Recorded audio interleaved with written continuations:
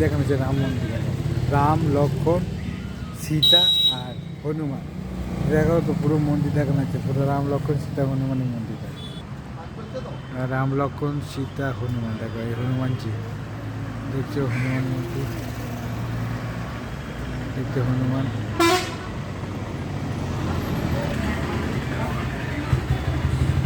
দেখছো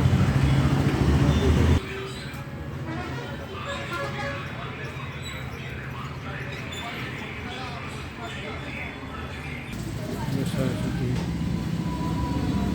এখানে এখানে ধূপ ধুনো আর ধুনো ইয়ে হয়,